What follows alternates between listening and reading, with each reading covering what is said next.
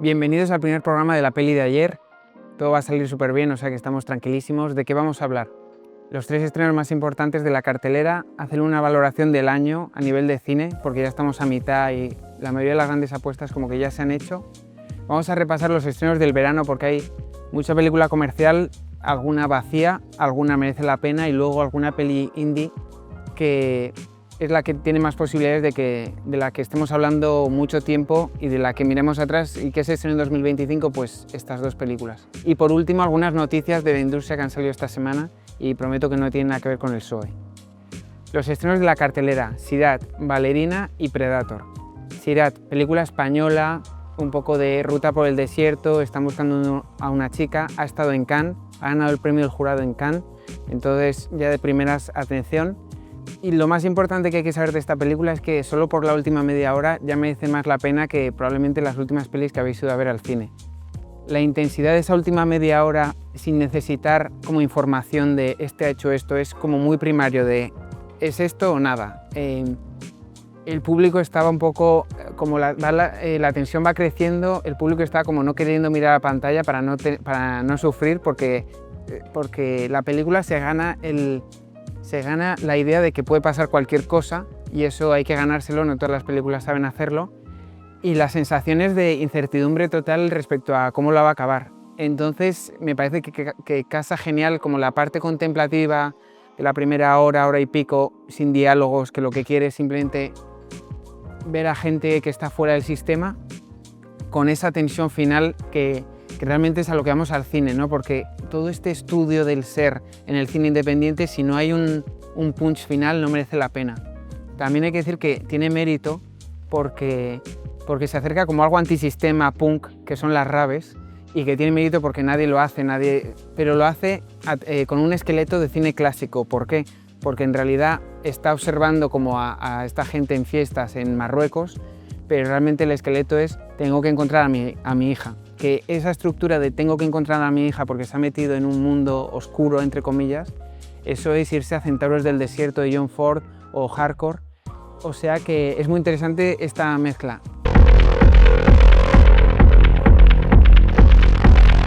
Es mi hija. Hace 5 meses que no sabemos nada de ella. Hay otra fiesta en el desierto. A lo mejor estará por ahí. Por último, quería decir que me hace mucha gracia porque el director, que es como muy intenso, ha ido a la SER, ha hecho muchas entrevistas y se han metido con él por ponerse tan intenso, pero me parece que él se lo gana porque es un hippie auténtico que vive en una aldea de Galicia, no es un hippie malasañero que está vendiéndonos la moto. ¿Cómo noquear la razón? ¿Cómo noquear este nivel de interpretación que ocupa tanto espacio, ¿no? Y que hace que otras emisoras, otras frecuencias estén apagadas, ¿no?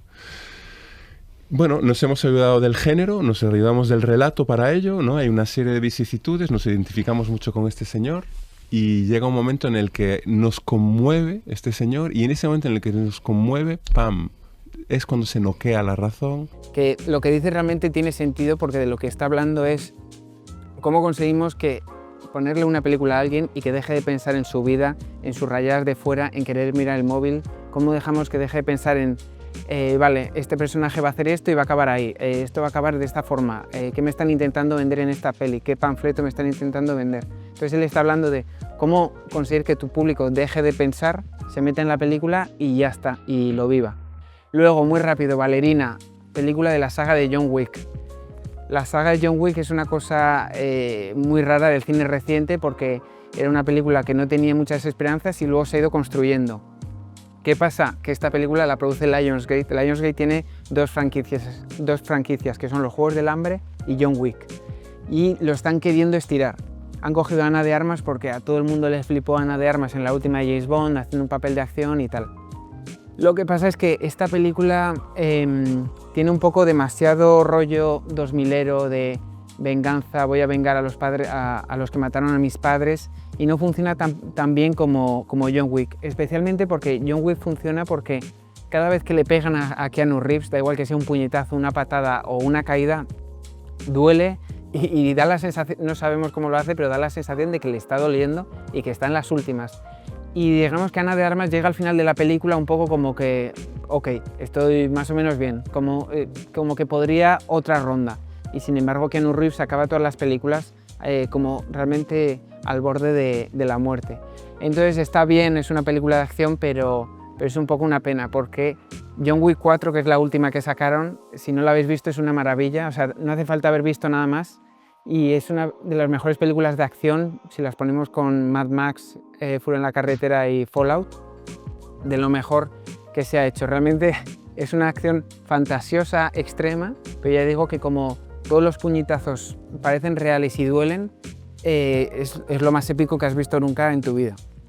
Y por último, y la que ha sido la más sorpresa de todas, es Predator Killer of Killers. A mí siempre me ha dado bastante igual esta saga, nunca le he prestado atención, hasta que hace 3 años se estrenaron Presa en Disney Plus. Y entonces, claro, es curioso porque se estrenan películas en el cine y vemos cuánto dinero hacen, si han tenido éxito, si son populares en función de cuánto dinero hacen. Pero luego está todo es un mundo de plataformas en la que se puede estar consumiendo mucho algo y no estamos muy seguros, ¿no? Y entonces, claro, Presa de 2022 debe estar consumiéndose todo el rato porque van a estrenar 2 películas relacionadas con esta saga este año y entonces, por lo tanto, el consumo debe ser brutal. Pasa lo mismo con Moana o Zootrópolis, que es que son 2 películas que al parecer están en lo más visto de Disney Plus, más visto de ninguna serie que se haya estrenado y por eso están en marcha las secuelas. Pasa también lo mismo en Netflix, todas las series más vistas en Netflix son series que se estrenaron antes de la existencia de Netflix, nunca es una estrenada por ellos, que es algo muy curioso. Y esta película funciona por lo mismo que funcionaba Prey o Presa, que es que cuentan una historia y además es que esta es una lección para cualquiera que tenga una franquicia, cuentan una historia y luego introducen al Predator. En vez de hacer este concepto, concepto película es esto de que una idea ya, en teoría, ya tengo la película. Esto es al revés.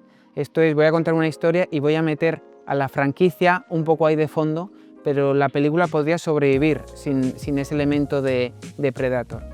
Aquí lo que tenemos es una película de animación para mayores de 18, o sea, una cosa muy loca, y en 3 etapas distintas de la historia, que también es muy interesante ir a esas épocas con animación, con todo lo que te permite, y además es que lo hacen sin diálogos, o sea, es todo narración visual, es llevar la animación a su máximo exponente, y cuando tienen que cubrir la parte de ciencia ficción lo pueden hacer de forma extrema porque con la animación no se cae, es decir, si fuera en acción real, muchas de las cosas que vemos como de ciencia ficción como que no colarían, serían una chapuza. Pero como es animación, no sabemos cómo, pero cuela. Así que de las películas que más me han gustado de este año y sorprendentemente. But tonight, think of only one thing. Killing the monster. Ya hemos acabado con estas pelis que están en cartelera y que podéis ver, y la última en Disney Plus. Y entonces quería hacer una valoración del 2025 porque ya estamos en junio, ya hemos recibido todas las pelis que están en los Oscars, ya se han estrenado y se han estrenado muchas apuestas que no han estado a la altura. De hecho, 2025 no parece que vaya a ser como un año especialmente bueno para el cine. ¿Por qué? Porque las películas más esperadas no han sido para tanto y las sorpresas no nos han vuelto locos. Sinners, Mickey 17, Black Bag o Misión Imposible 8 son películas que tenían detrás a directores con un currículum suficiente como para pensar que estas películas iban a romper el año y siendo buenas han funcionado, pero no han supuesto tampoco ninguna locura. ¿Qué películas pequeñas han dado la sorpresa? Pues al principio del año Hereje con Hugh Grant, una película de terror chulísima. Luego Red Rooms, que es una película que no conoce mucha gente, que se ha estrenado directamente en Movistar. Luego La Acompañante, que es una película de inteligencia artificial que es el ejemplo perfecto para quien quiera escribir un guión y no quiera pasar mucho tiempo pensando en la premisa. Entonces esta película coge una premisa muy vista que es un hombre tiene una novia de inteligencia artificial y luego a partir de ahí dice voy a poner toda mi originalidad después de esta premisa. Y entonces ¿qué acaba pasando? Pues que de alguna forma la inteligencia artificial es con la que empatizas y todos los seres humanos alrededor de ella son los malnacidos. Y por último, Tardes de soledad, que es esta peli de los toros, que realmente es algo bastante increíble, que probablemente gane el mejor Goya documental de este año y cuya mejor crítica no la voy a hacer yo, sino que la ha hecho Zetangana y que os la pongo aquí, que la puso en su Instagram. Y es una muy buena crítica, no solo porque la ponga bien o mal, sino porque es capaz de decir las cosas buenas y las malas desde un lugar como muy honesto, y él como director de cine como con admiración de, joder, este tío ha conseguido hacer esta serie de cosas. Que todo lo demás, la pregunta como un poco más política, cómo es él en su intimidad, con quién se lleva de su familia, qué hace cuando no está toreando, como habría mil preguntas que sería lo normal investigar por ahí, y yo siento que es como purista, ¿no? Es como vamos a ver los asuntos que solo conciernen al toreo. No deja que lo feo del mundo contemporáneo en el que convive ese mundo, que es completamente anacrónico, no deja que eso llegue. Entonces es una visión muy esteta y muy... Y yo creo que nostálgica, ¿sabes? No creo que la peli te dé la sensación de que es el toreo a día de hoy. Creo que es otro tipo de toreo, es un toreo mucho más ideal. Ideal no en el sentido de que tenga que ser bueno, hay un montón de imágenes crueles de... A mí eso me ha matado, lo de los toros muriendo me ha matado. Yo creo que si tú eres pro-taurino, no puedes esconder eso que pasa en la plaza cuando el toro... ¿sabes? El problema es cuando queremos tomar una posición y que nuestra posición sea moralmente intacta. A todo el mundo que le gustaría respetar el toreo o que a lo mejor siente algún tipo de contradicción, le gustaría decir, bueno, si no hicieran todo esto y solo dejasen esta parte, claro, es que no va de eso. Es como, no pongas ese primer plano del toro. Bueno, pues es que eso es lo que está todo el mundo... A mí me parece muy importante que ponga ese primer plano del toro. Claro. Que veas cómo al toro se le escapa la vida de los ojos, que veas cómo le arrastran, que veas cuando cae, es salvaje, pero a la vez es bello. Claro, es terrible. El dolor y la tortura puede ser estética. La gente se iba a las plazas de toros a emocionarse con la muerte. Todo es un rito vinculado al dolor, a la muerte. Mi película favorita, por si os interesase, lo digo con la boca pequeña porque es The Brutalist y porque es una peli de 3 horas y media. Entonces, que un cinéfilo diga que su peli favorita es una peli de 3 horas y media es como muy pedante, pero reconozco que es la que más me ha gustado. Entonces, yendo al verano, los títulos más relevantes, quiénes creo que van a ser los ganadores, los perdedores. Y es muy curioso porque este verano está como todo hipotecado al cine comercial. La buena noticia debería ser pues, que los cines van a seguir ganando porque van a recaudar. La mala es que hay poca cosa que rascar en cuanto a películas que vayan a ser como generacionales. Entonces, de las películas grandes, ¿cuáles son las dos más interesantes que se van a estrenar? Las dos se estrenan en junio, que son 28 años después y Fórmula 1. Empecemos por 28 años después. Esta peli me parece súper gracioso porque esto es una franquicia que se empezó a principios de los 2000, se hicieron dos, se dejaron de lado. De repente en 2023, cuando Cillian Murphy, que protagonizó la primera, estaba como en pleno hype en los Oscars por Oppenheimer, como que de repente se empezó a hablar de resucitar la saga y volvió. O sea, no fue un estudio intentando sacarle pasta, sino que como que orgánicamente dijeron, oye, ¿y si terminamos otra? Porque es que ya han pasado, se llaman 28 días después, 28 semanas después, y como ya se estaban acercando a los 30 años, se volvió como una broma de internet, que me hace gracia cuando bromas en internet consiguen que películas consigan la luz verde. Poca gente sabe que se estrena esta película, que es la tercera, pero que no vuelven para cerrar la trilogía, sino que vuelven para hacer 3 más. Estrenan este año una, están rodando la segunda, y si estas tienen éxito, rodarán la tercera en la que aparecerá Cillian Murphy. Esta película es interesante porque está Danny Boyle y Alex Garland. Alex Garland es el que escribe, Alex Garland es probablemente el guionista más imaginativo y cruzándolo con pelis más 18 que existe en Occidente prácticamente, por pelis como Guerra Civil o Ex Machina o la serie de televisión que hizo. Y Danny Boyle es un tío bastante curioso porque es un tío ya vieja escuela del cine, pero es un tío vieja escuela no como Ridley Scott, de que se gasta 200 millones en una película que como que no le importa, sino que vieja escuela en saber sacar provecho de poco dinero, hacer una película que parezca más grande. Luego siempre está como innovando. De hecho, 28 días después fue de las primeras películas digitales. Y es un tío que cuando no se entromete mucho en la forma, o sea, cuando no quiere que sus películas se note que hay un director metiendo la mano, sus películas son muy buenas, como son Trainspotting. Me gusta Slumdog Millionaire, aunque es como odiada tras haber ganado los Oscars. Me gusta mucho 127 horas y me gusta mucho Steve Jobs. Que esta película funcionase sería un éxito para todo Hollywood porque las películas que no son superproducciones ni son súper pequeñas son las que menos éxito están teniendo. Es decir, las películas como de 50 millones, 60 millones, esta ha costado 70 y yo creo que debería tener éxito porque es que además hay que valorar que se han currado el tráiler porque hay empresas que se dedican a hacer tráilers y todas parece que están cortadas por la misma persona porque cogen una canción, hacen una cover, se la ponen, una canción muy popular y ya está. Y estos tíos han hecho un primer tráiler, han cogido un poema, una grabación de un poema de hace 50 años, le han añadido como un ruido súper perturbador y han hecho pues uno de los mejores trailers que se recuerdan.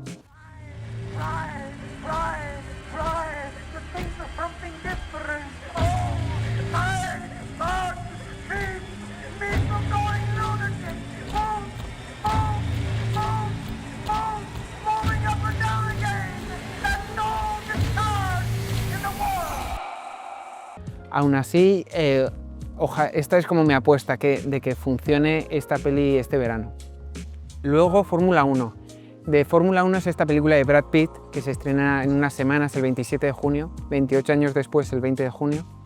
Y entonces esta película es muy curiosa porque la ha producido Apple y hay como varias bulos / mentiras que se están diciendo de ella. El primero es que ha costado 300 millones a pesar de que el director ya ha dicho que no ha costado tanto dinero. Habrá costado 200, pero como que no se les ha ido tanto la cabeza. Y luego hay otro rumor que es que Apple, si no funciona esta película, como que dejará de estrenar películas en cines y tal. ¿Por qué?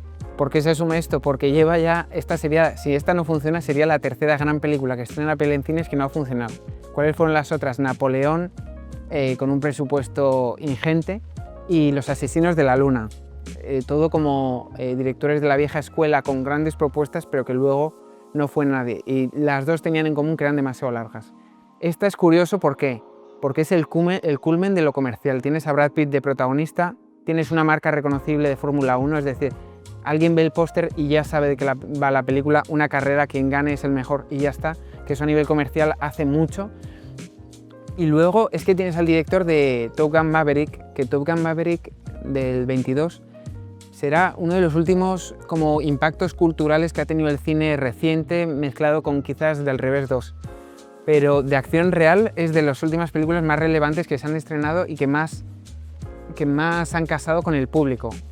Entonces es curioso porque las películas que protagoniza Tom Cruise, el director no se sabe muy bien qué hace por todo el control creativo que tiene. No se sabe si realmente la dirige Tom Cruise y el director solo dice acción y corten. Entonces va a ser curioso verle a este director fuera de una peli, aunque sabemos que tiene talento por Tron Legacy, por ejemplo, pero va a ser curioso ver qué hace con él. Y además tiene Hans Zimmer en la banda sonora, entonces si esta película no funciona, realmente es como para que cierren Hollywood, pero yo creo que va a funcionar muy bien y que va a ser un pelotazo. Y no solo va a ser un pelotazo, sino que se lo va a merecer en términos de calidad.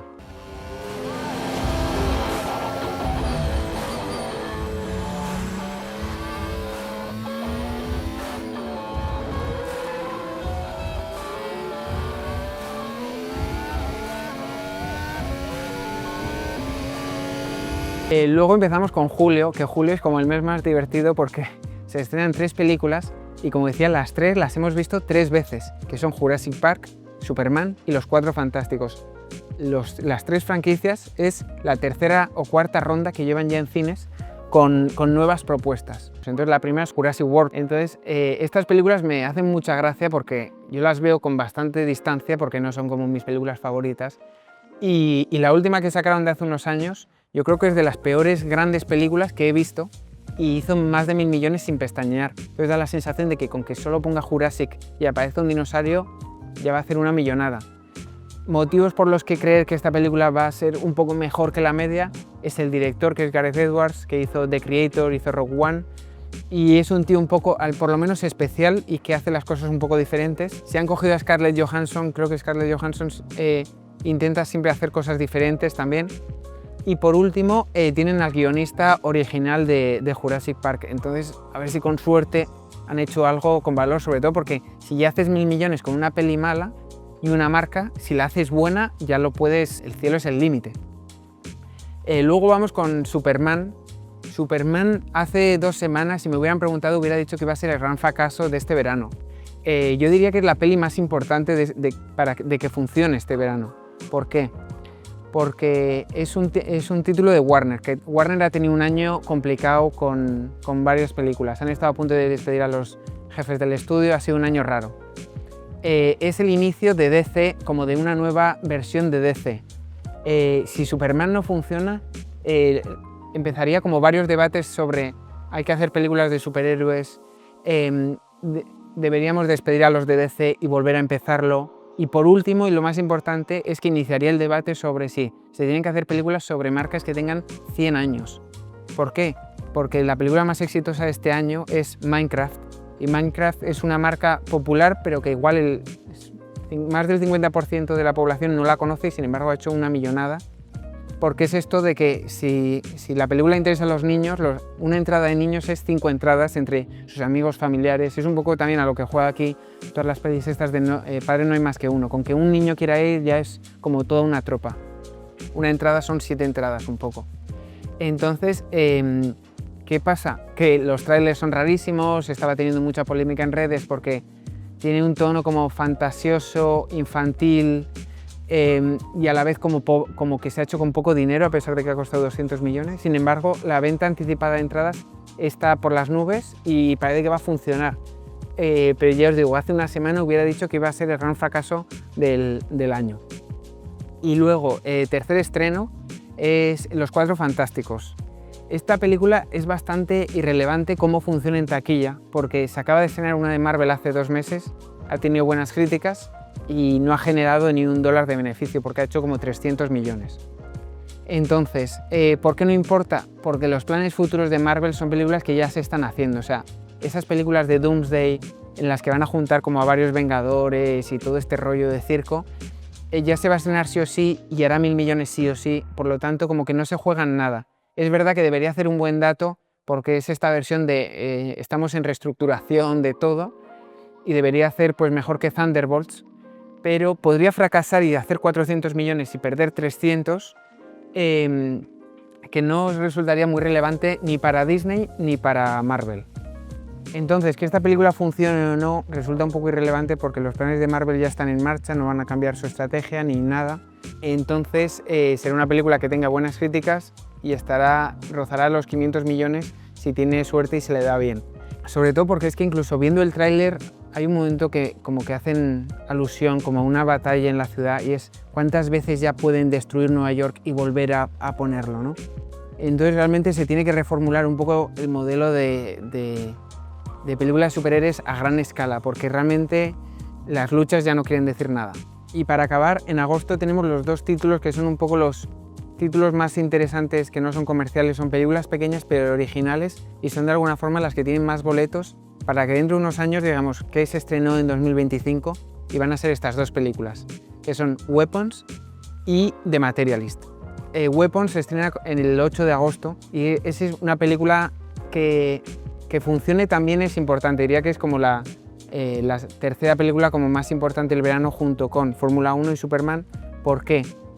Porque un tipo de película fundamental en el cine que funcione es lo que llaman el sleeper, que es una película pequeña que nadie tiene expectativas y de repente lo pete. La mayoría de estas películas son de terror, tipo El Sexto Sentido, Paranormal Activity. Entonces tenemos Weapons, que es una película de terror. Su director hizo The Barbarian, que fue como uno de los grandes títulos de 2023, que es de las películas de terror que más miedo me han dado y más me he reído en la misma película. Es curioso porque el guión de esta película es uno de los más subastados en Hollywood de la historia. Se pagó 28 millones por el guión de esta película, de lo bueno que es. Jordan Peele, que es el director de Nope, de Déjame Salir, curiosamente quería comprarlo y dirigirlo él y entonces asignó a su agente a asegurarse de que conseguía el guión. No lo consiguió y lo despidió. Entonces, esta película me parece que puede funcionar muy bien porque tiene también algo como muy clásico de película de Hollywood, que es que tiene una premisa que se puede resumir en el póster. O sea, en el propio póster ya tienes de qué va a ir la película. ¿De qué va la película? Va de que una noche, en concreto, todos los alumnos de una clase del colegio se marchan de su casa, empiezan a correr y desaparecen. Todos los alumnos de una misma clase. Y entonces en ese pueblo empiezan a culpar a la profesora y tal. El tráiler es como muy macabro y parece como que a partir de esa premisa se van a ir muy lejos. Todo el mundo que ha visto esta película asegura como que es todavía más loca que The Barbarian. Y realmente si esta película impacta como Longlegs, que es lo más parecido que hemos tenido en algunos años, pues sería un poco volver a creer películas pequeñas, directores originales, guiones originales, y sobre todo que son los títulos más rentables de alguna forma. Luego la otra película es The Materialist, que es esta película que puede unir un poco a público independiente y comercial. ¿Por qué? Porque es la directora de Past Lives, que es como esta joya de festivales de hace un par de años, de una pareja que eran novios de pequeños y luego se reencuentran, que fue una de las películas favoritas de Nolan ese año, aunque no sé cuánto hay que tomarlo en serio teniendo en cuenta que para Nolan la mejor película del año pasado es Gladiator 2. Y entonces se une eso con un tipo de película como de comedia romántica que ya no se hacen, como de principios de los 2000, finales de los 90, que recuerda 10 cosas que odio de ti y todo esto, y además con actores que son como muy de los novios de, lo que se dice de los novios de internet, ¿no? O sea, actores que igual no tienen mucho éxito a nivel de Oscars y tal, pero que internet parece que no puede, solo quieren más cosas de ellos, más entrevistas suyas. ¿Y qué actores son? Son Pedro Pascal, Dakota Johnson y Chris Evans. Igual que el terror, el género del terror es muy potente respecto a todo lo que puede generar, pasa lo mismo un poco como con las comedias románticas.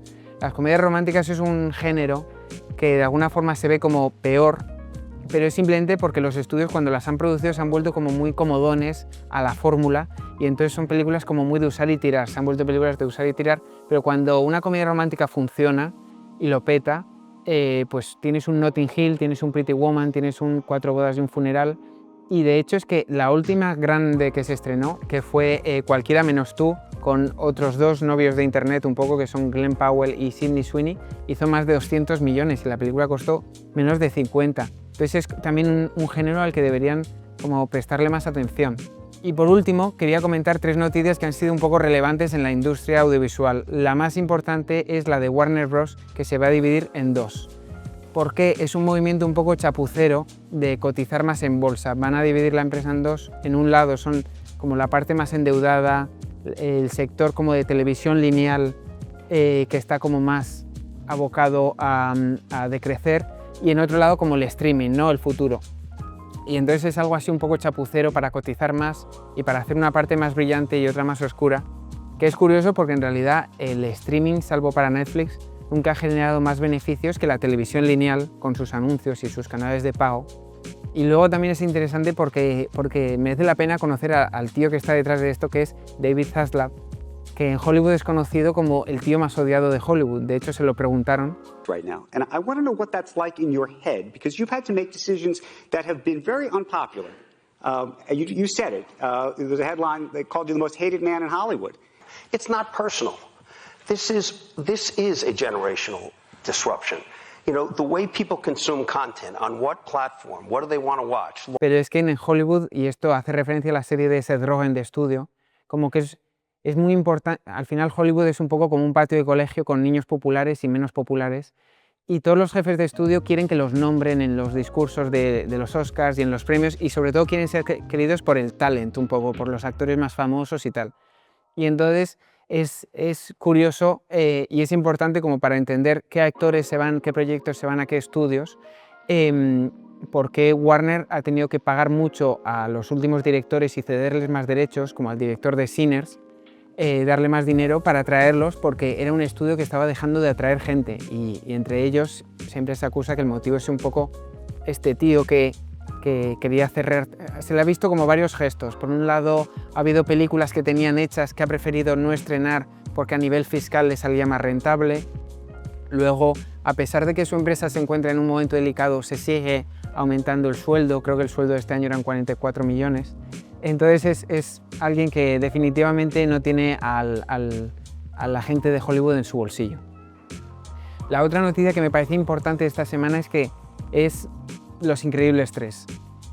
¿Por qué la menciono? Porque creo que es justo una discusión de que Los Increíbles, la primera parte, es una de las mejores películas de este siglo, de las mejores películas de animación, de las mejores películas de superhéroes.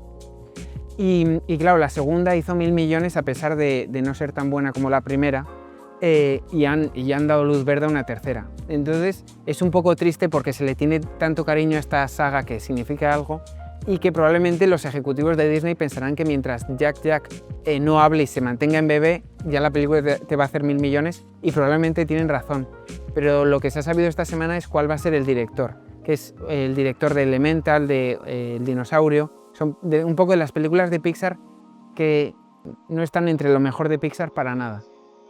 Entonces me parecía relevante un poco hacer mención a cómo Los Increíbles, el corazón de Los Increíbles es Brad Bird, que es este director que tiene escenas espectaculares de animación, que luego todo el mundo le ha copiado las mejores escenas de Los Increíbles.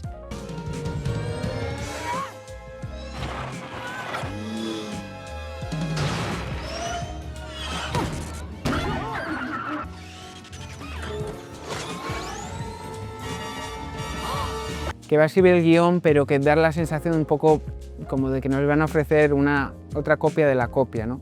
Entonces es un poco una pena y ojalá esté equivocado y se estrena en 2027.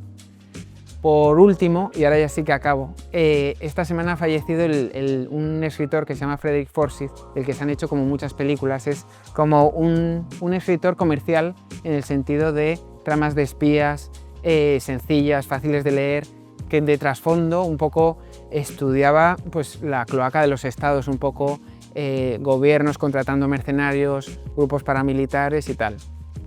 Y entonces, entre sus libros y adaptaciones, ha habido uno que es el más famoso, que es Chacal, que os recomiendo, que es este libro.